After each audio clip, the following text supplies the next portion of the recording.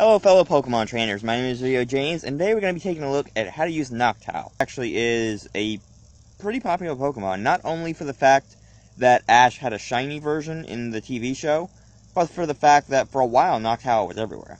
That for a while, once competitive battling actually started becoming a thing, people started to use Noctowl a lot. Noctowl's typing, we see it's a normal flying, meaning we are going to get that weakness to electric, ice, and rock. And we are actually going to get that immunity to Ghost and Ground. And then looking at Noctowl's abilities, we see that we actually have Insomnia, which means basically you can't go to sleep and rest won't work. And Keen Eye, which means your opponent can't lower your accuracy. And it also has the effect of you ignoring evasion boosts. So stuff like Double Team on a Greninja, Noctowl goes completely past that. And then we have the hidden ability Tinted Lens. The power of not very effective moves is doubled. So say you were locked into a move like Boom Burst against Geodude. Then, because of Tinted Lens, Boom Burst is going to get double power, meaning it's going to hit 200s. And then looking at Noctowl's stats, we see it's actually decently tanky. That we got 100 in the HP, 50 in both the attack and defense, which I like when the lower stats are kind of both the same number. We got 86 in the special attack, 96 in the special defense, and 70 in the speed. So you see right away, not that much of an attacker. We can be a special attacker if we want to be, but most of the time we're going to end up being more of a tanky bird. So we see the first set is actually a Choice Scarf Noctowl set. So with this one, we got the Tinted Lens ability with maxed out special attack and speed with the timid nature. We've got Hurricane, Extrasensory Moonblast, and Heat Wave, and we have the Choice Scarf, of course. So with this set, basically, we're just speedy. That we're going to be speedy, we're going to be quick, and we're going to be doing a bit of damage.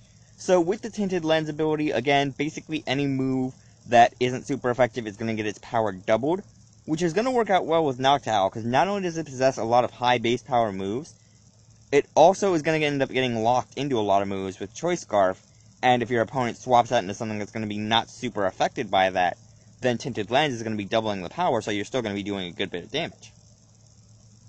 So we got Hurricane there. Hurricane, high base power is a flying move, lowered accuracy, and the chance to confuse, which doesn't really ever happen that much. I never see Hurricane confuse anymore.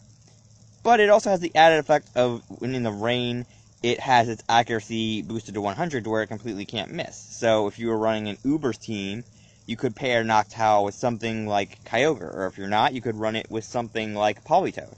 And then Hurricane just gets that boosted 100% accuracy, so it'll never miss. Then we have Extrasensory there, just as a good Psychic type move. Moonblast to take care of Dark types and other types that we don't want to deal with. You could swap out Extrasensory for something else and keep Moonblast, but I couldn't really find a good move as a replacement for Extrasensory. And then we have Heat Wave just to deal with Ice types and Steel types. You could also swap this set out from a Choice Scarf to a Choice Specs, and then it would be more like a Noivern. That Noivern got a decent bit of speed and got lowered special attack, so you go for the Choice Specs and you boost that special attack up. So with Noctowl, you could do a similar kind of thing, that you could go with Choice Specs on the special attack, but with this set, I kind of think Choice Scarf bit.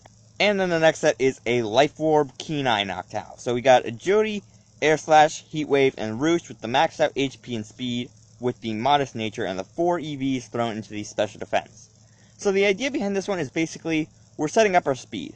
So we got Agility there, which basically doubles the user's speed, meaning Noctowl is going to go from 239 into 478, meaning we're going to be getting a lot of speed on us. Then we have Roost there for health recovery. That Roost, going to be good at giving us that health back after that first initial hit that we take while we're setting up the Agility, and it's also going to be good at getting rid of damage from the Life Orb. That Life Orb going to be damaging us, so we can use Roost to kind of annihilate that while our opponent's sending up a setup Pokemon, like, say, Landorus. That you send out a Landorus against a Noctowl, not going to do too much unless it has Stone Edge. Now going for Roost while that Landorus is set up, and then we just get our health back if we've taken damage already, and then, since the Landorus can't do anything to us, we just go for Air Slash or Heat Wave. And then we also have a Roost Defogger set. So with this one, we got the leftovers with Insomnia, we get the maxed out HP and special defense with the Calm Nature, and we've got the Roost, Defog, Toxic, and Nightshade. So with this set, we basically are a tankier Noctowl. We're not trying to be faster, we're not trying to use any of our speed or our attack, but we are trying to use our boofed up HP and speed. So we got Roost there as health recovery, that in case leftovers can't really heal us up enough, and in case we take too much damage to be sustained, we go for a Roost, and then we heal ourselves up. Fog, now Defog, amazing hazard remover, that gets rid of every entry hazard on the field, so it is amazing at taking out stuff like Ferrothorn. That Ferrothorn, a lot of times you're going to end up seeing Stealth Rock nowadays, that a lot of Ferrothorns started running Stealth Rock. I don't know why. Fog Noctowl, you basically just say, okay, go away Stealth Rocks, and you basically just clear the field of all entry hazards. Then we have Toxic, slowly wear down our opponent. That Toxic, we all know how bad it is after a couple turns, that after like 2 turns, I believe it starts to hit the 18% range, and then after that is the 24% range. So it does a decent bit of damage. Nightshade, now Nightshade actually does damage equal to the user's level, which is actually nice. So basically, if you're doing an online battle with no restrictions, Nightshade's always going to do 100 points of damage. Or if you're doing a online battle with normal rules, then Nightshade's always going to be doing 50 damage. But either way, it's always going to be doing a set amount of damage, so it's not really going to be affected by stuff like Moonblast. That if Moonblast lowers down your special attack, okay, Nightshade doesn't have a power. It relies on my HP, so you can't really do anything to me. And then the final set is a Reflect Noctowl. Now, a lot of people don't really use Reflect Noctowl just because it only gets Reflect and it doesn't get access to Light Screen. A lot of people prefer to use Klefki, which I understand. Klefki gets Prankster and it's got the Steel Fairy typing, so it's got a lot more immunities and a lot less weaknesses, so it is a decent Pokemon. But I feel like Reflect Noctowl still has some usefulness. Set, we got the Light Clay with Insomnia again. We got Substitute, Reflect, Roost, and Nightshade with the maxed out HP and Special Defense with the Calm Nature once again. So this one, the idea behind it is we go for Substitute first turn, we get ourselves that little wall for a little bit, or we go for Reflect and we get that barrier set up the first turn, and then because of Light Clay, Reflect is going to be actually lasting 8 turns instead of 5, meaning it is going to give us that boosted damage cutter for at least 8 turns, so we are going to be making good use of it. And then again, we have Roost for health recovery, that you're probably going to end up taking a hit, so Roost, good idea to have, plus gets rid of your weakness to flying weaknesses. And then, once again, we have Nightshade for our damaging move, that a set-based power is something you really can't overlook. And that is going to be it for how to use Noctowl. So, Noctowl, I actually really like it. I do enjoy Noctowl. I really like the classic Pokemon.